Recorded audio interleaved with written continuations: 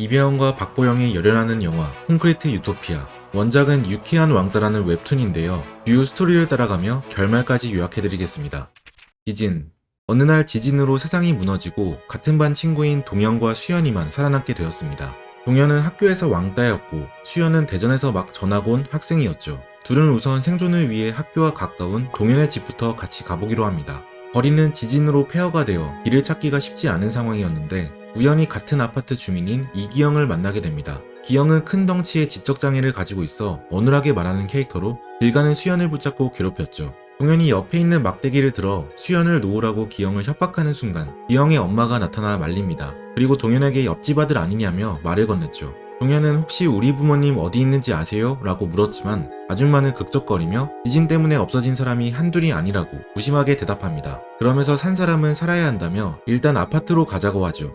아주머니를 따라 집으로 가던 중 옆집 아줌마는 무전기로 주민을 구조했다며 규칙을 잊지 말라는 의미심장한 말을 합니다. 이상한 무전에 수연과 동현은 두려웠지만 다른 선택지가 없었기에 일단 아줌마를 따라 아파트로 들어갔죠. 아파트 현관에는 김씨라는 사람이 어떤 남자를 쫓아내는 중이었는데요. 그 남자는 지진이 나서 집을 잃은 이재민 중 한 명으로 동현의 집에 임시로 살고 있었지만 동현이 돌아오면서 쫓겨나게 된 것이죠. 아파트는 지진이 나기 전과 사뭇 다른 모습이었는데 복도 창문을 가구로 모두 막아둔 상태에 층마다 경계를 서는 사람이 있었습니다. 동현은 이상하게 여기며 수연과 함께 일단 자신의 집으로 들어가 내일 부모님을 찾기로 다짐하죠. 다음날 그들이 집에서 나왔을 때 충격적인 장면을 목격합니다. 어제 쫓겨난 박 사장 부부가 전봇대에 목을 매달아 죽어 있었던 것이죠.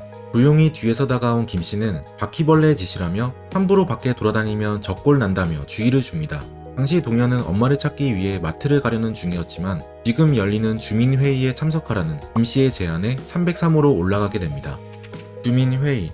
주민회의는 아파트 주민만 참석할 수 있어 동현은 혼자 회의에 가게 되었고 그 시간 수연은 보초를 서는데요. 주민회의는 김씨가 주최하고 있었죠. 김씨는 바퀴벌레가 박사장네를 죽였다며 반드시 복수해야 된다고 말합니다. 그때 어떤 할아버지가 보복은 위험하다, 전쟁은 남는 게 없다고 강력히 주장했지만 김씨는 다수결로 정하자며 투표에 붙였고 대부분의 주민들은 혹시나 바퀴벌레들의 침략으로 자신들의 생존이 위협받을까봐 김씨의 의견에 찬성했죠. 한편 동현은 기권을 선택했습니다. 투표가 끝나자 김씨는 동현을 붙잡더니 함께 새로운 세상을 만들자며 이제 경찰도 군인도 없으니 스스로를 지켜야 한다고 말합니다.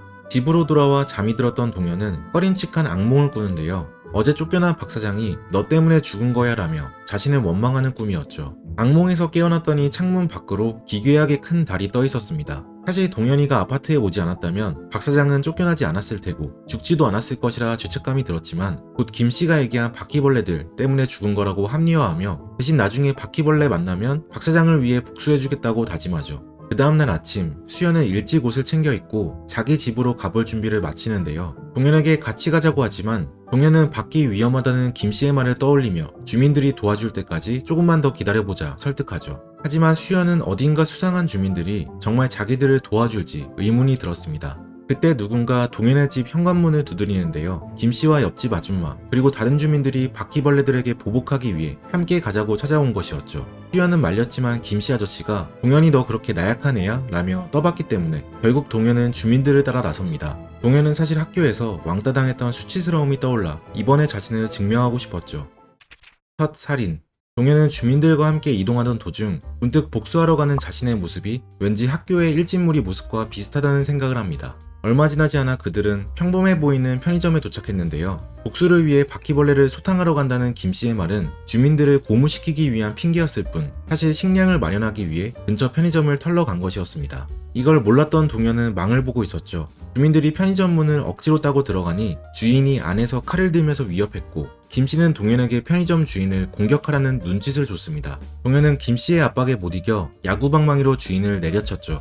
그러한 동현의 행동을 시작으로 아파트 주민들은 광기에 휩싸여 편의점 주인을 마구잡이로 공격했습니다. 학교에서 왕따였던 동현은 괴롭힘을 당해본 적은 있지만 이렇게 무차별적으로 폭력을 휘둘렀던 적은 없었는데요. 동현이 자신의 행동을 자책하는 도중 주민들은 결국 편의점 주인을 죽이고 식량을 챙기고 있었습니다. 그리고 아파트로 돌아온 뒤 303호에 모여 오랜만에 생긴 음식을 먹으며 자신들의 승리를 자축했죠. 김씨 아저씨는 동현을 일으켜 세우며 동현이가 이번 전투의 1등 공신이라며 다같이 박수 쳐주자 얘기합니다. 동현은 아직 충격에 휩싸여 있었지만 처음 받아보는 사람들의 인정에 은근 뿌듯한 심정이 올라왔습니다.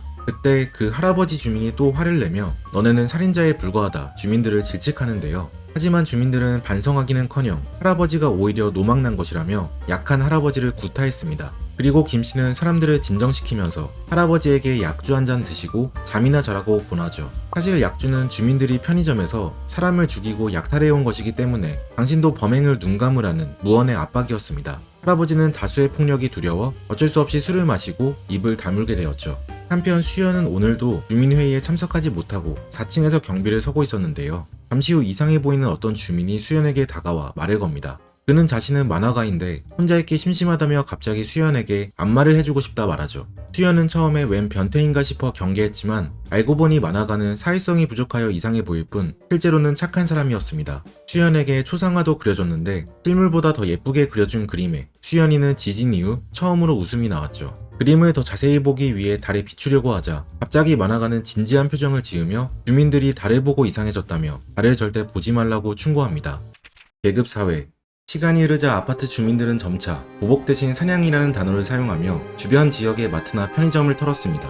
사냥에 성공하며 먹을 것을 배분했는데 사냥에 참여한 주민, 사냥에 불참한 주민, 사냥에 참여한 이주민, 사냥에 불참한 이주민 순으로 식량이 분배되었고 이들 사이의 배급량은 10배 가까이 차이 났죠. 배급이 가장 낮은 수연은 거의 식량을 배급받지 못했는데 사냥에 참여한 동현이가 음식을 나눠줘 끼니를 때울 수 있었습니다. 음식이 부족한 사람들은 음식이 넘쳐나는 사람들에게 부탁하여 금 같은 귀중품으로 교환했고 마땅한 물건이 없는 경우 하인이 되거나 매춘을 하기도 했죠. 수연은 계급이 생긴 아파트가 무서워져 동현에게 부모님을 찾으러 밖으로 나가자고 제안했는데요. 하지만 동현은 김씨 아저씨 핑계를 대며 또 한 번 수연의 부탁을 거절하죠. 그러던 어느 날 아파트 주민들이 큰 화를 입는 사건이 발생합니다. 이날도 동현을 포함한 주민들은 약탈할 장소를 찾고 있었는데 한 패거리가 나타나 주민들에게 화염병을 던졌죠. 그 무리의 리더는 동현과 수연이 학교를 다닐 때의 담임 선생님이었습니다. 동현과 담임 선생님은 눈이 마주쳤고 서로 알아봤지만 아무 말도 하지 못했죠. 사냥에 나간 아파트 주민들 중 절반 정도는 화염병에 맞아 죽었고 살아 돌아온 사람들도 성한 사람이 없었습니다.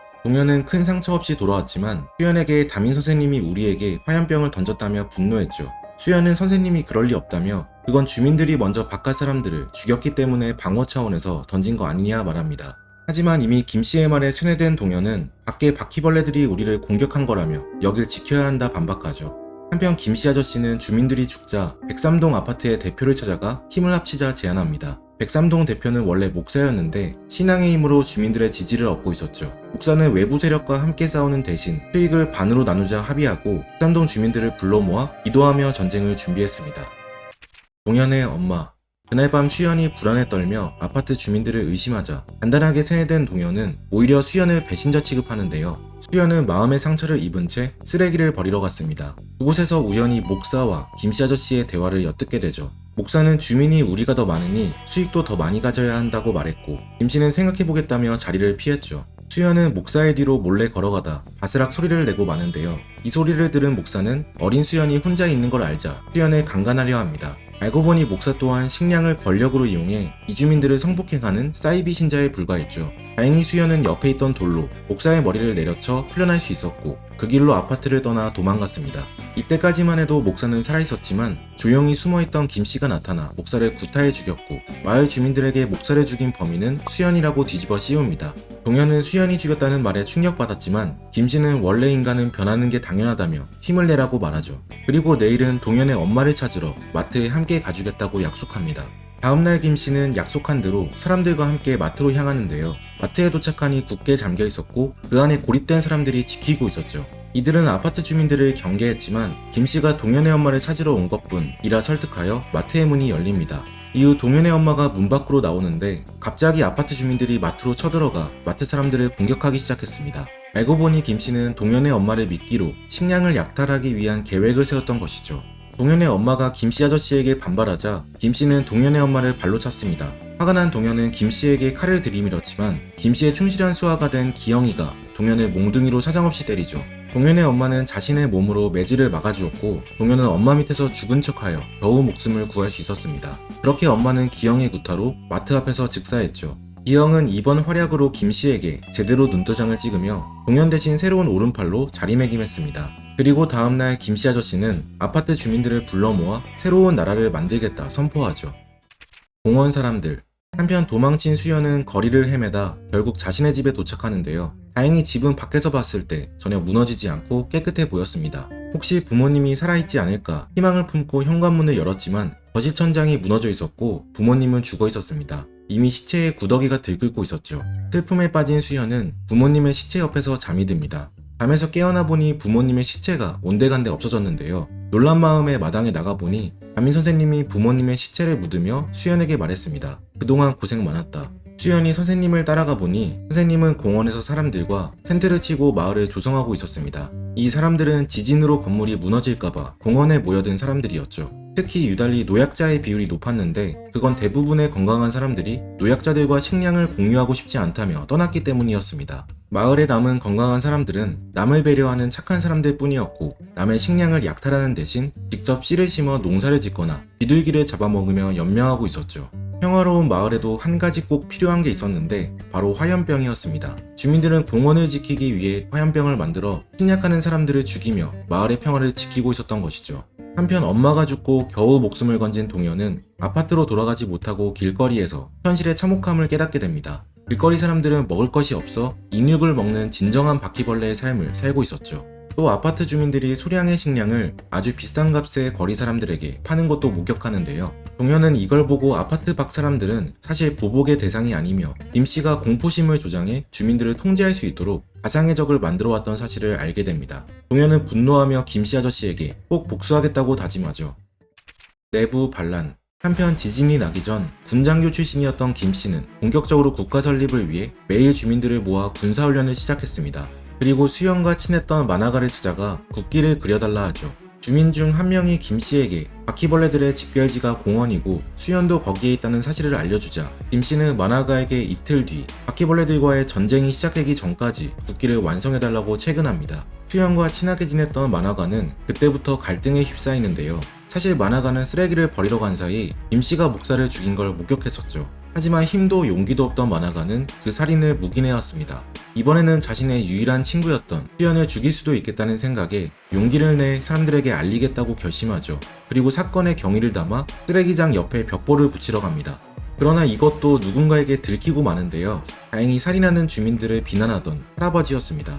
할아버지는 이게 사실이냐 물은 뒤 최대한 벽보를 많이 붙이자고 제안했고 만화가는 들킬까봐 불안했지만 할아버지가 진실을 말하기 위해서는 용기를 내야 한다고 얘기하죠.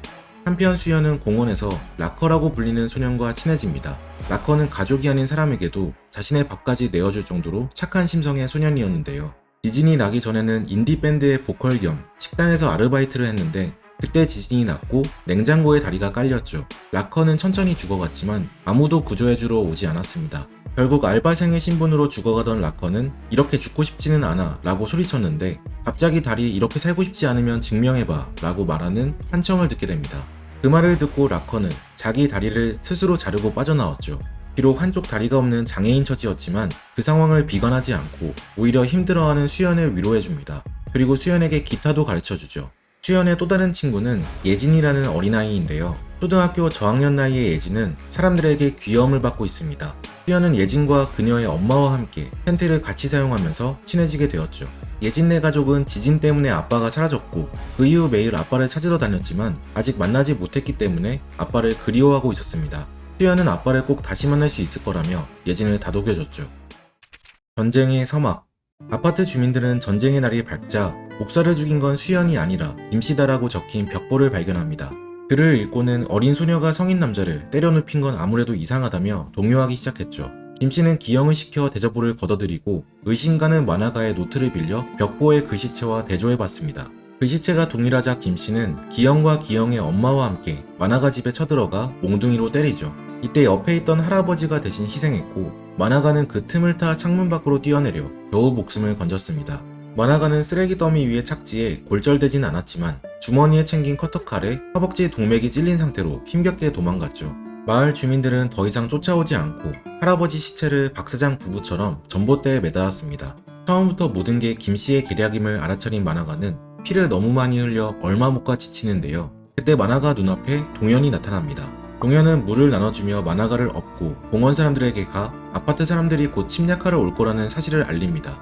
하지만 동현이가 아파트 무리에서 함께 폭력을 행했던 걸 목격한 담임 선생님은 첩자노를 하러 왔다며 동현을 배척하죠. 수연이 동현의 편을 들고 싶었지만 선생님은 동현을 믿지 않고 밧줄로 묶어 감금시켜버립니다.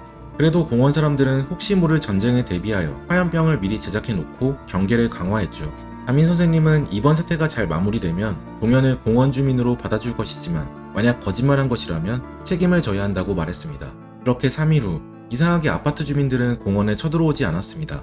사람들은 동현이가 거짓말을 했다며 더욱 미워하고 의심했죠. 매번 동현에게는 배식으로 썩은 감자를 줬습니다. 안쓰러웠던 수연은 예진을 통해 자기 몫의 감자를 몰래 나눠줬는데 예진은 동현에게 말을 걸다 혹시 밖에서 우리 아빠 본 적 없냐며 휴대폰에 저장된 아빠의 사진을 보여주는데요. 예진의 아빠는 바로 김씨 아저씨였죠. 그때 갑자기 아파트 사람들이 공원으로 쳐들어왔습니다. 지난번 속수무책으로 당한 것과 달리 새총으로 무장하고 있었고 훈련도 잘 되어 있었기 때문에 공원 사람들의 전력과 비교할 수 없었죠. 이렇게는 안 되겠다고 생각한 담임 선생님은 남자 몇 명과 적 뒤로 침투하려는 계획을 세웁니다. 하지만 결국 실패하여 대부분 인질로 잡히게 되죠. 김씨는 인질로 잡힌 사람을 담임 선생님 눈앞에서 고문하며 한번 구해보라고 도발하는데요. 평소 타인을 배려했던 담임 선생님도 자신의 목숨이 달린 상황에서는 인질을 구해낼 수 없었습니다. 전쟁의 결말. 점점 포위망을 좁혀오는 아파트 주민들 때문에 담임은 결국 공원을 포기하고 다같이 도망가기로 마음먹습니다. 그리고 묶여있던 동현도 풀어주죠. 그때 담임은 동현 뒤에 놓인 예진의 핸드폰을 발견하는데요. 핸드폰에는 예진과 김씨 아저씨가 함께 찍은 사진이 있었죠. 이걸 본 담임 선생님은 전쟁에서 승리하기 위해 예진에게 칼을 겨눕니다. 그리고 당장 물러서지 않으면 예진을 죽이겠다 협박하죠. 아파트 주민들은 헛소리 말라며 무시하지만 예진을 확인한 김씨 아저씨는 물러서라고 외칩니다. 주민들은 승리가 눈앞이라 반발했지만 김씨는 딸을 지키기 위해 어쩔 수 없었죠. 그러자 주민들은 지금껏 다같이 잘 사는 길이라고 해놓고 갑자기 이기적으로 행동한다며 김씨의 말을 무시한 채 돌격했습니다. 그때 거센 지진이 일어나며 한순간에 공원이 무너졌습니다. 모든 걸 잃고 허망해진 선생님은 이 모든 게 아파트 주민 때문이라며 예진에게 계속 칼을 겨눴고 예진을 놓아주라며 다가오던 예진 엄마를 실수로 찌르게 됩니다. 단순히 위험용이던 칼로 진짜 누군가를 찌르게 되자 당황한 담임 선생님. 황급히 칼을 내려놓으며 괜찮냐고 물었고 그 뒤로 김씨 아저씨가 나타나 몽둥이로 담임을 내려쳤습니다. 그리고 예진을 업고 도망쳤죠. 예진은 아빠의 등에서 아빠 때문에 사람들이 죽은 것이라며 아빠가 싫다고 외쳤습니다. 드디어 김씨의 실체가 드러났는데 사실 김씨는 아파트 주민이 아니었죠. 택시 운전사로 돈을 모으며 가족들과 언젠가는 아파트에 살겠다는 꿈을 가지고 있었을 뿐입니다. 그러다 지진이 났고 김씨는 자신의 낡은 집이 폐허가 되자 아내와 딸이 죽은 줄 알고 혼자라도 살아남기 위해 아파트로 도망가 주민인 척했던 것이죠. 더 잘 살고 싶어서 그랬다는 말에 예진은 아빠를 원망하는 표정으로 말없이 쳐다봤습니다. 그렇게 예진을 업고 도망치는 김씨. 하지만 숲을 속에 숨어있던 동현을 마주치게 되었죠.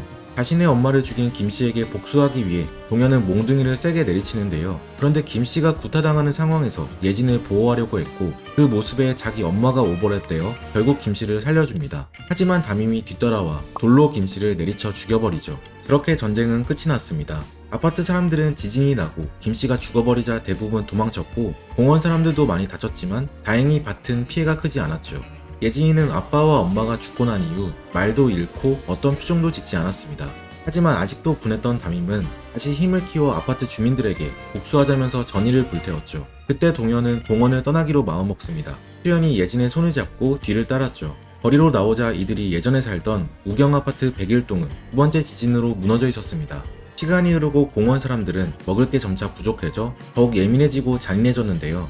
담임은 아파트 사람들이 감자를 훔쳐먹는다며 이들에게 복수하자고 말을 했죠. 건강을 회복한 만화가는 예전 아파트 할아버지처럼 싸우는 건 옳지 않다고 말했고 라코도 이에 동의했지만 담임은 투표에 붙이자고 했습니다. 아파트 주민들과 다를 바 없었죠. 한편 동현과 수연은 산에 정착해 도토리나 산나물을 캐먹으며 살아갑니다. 가끔 비둘기가 잡히는 날에는 특식을 먹을 수 있었죠. 예진이는 아직 말은 없었지만 조금은 밝아진 표정으로 이들을 따라다닙니다. 유쾌한 왕따는 인간의 끔찍하고 잔혹한 이기심에 대해 그리는데요. 흥미로우면서도 충격적인 스토리에 또 시간 가는 줄 모르고 푹 빠져들어 읽었습니다. 내용은 다소 잔인하지만 귀여운 그림체가 이 어두운 분위기를 중화시켜 무서운 걸 싫어하는 사람도 재밌게 읽을 수 있을 거예요. 특히 원작에는 동현과 수연의 학창시절 모습과 인물 갈등 관계가 더 구체적으로 그려져 한 번쯤 읽어보시면 좋을 것 같습니다. 지금까지 책득폭행이었습니다. 오늘 함께 읽은 책 유쾌한 왕따, 작가 김승용. I know that I'm well away from being a perfect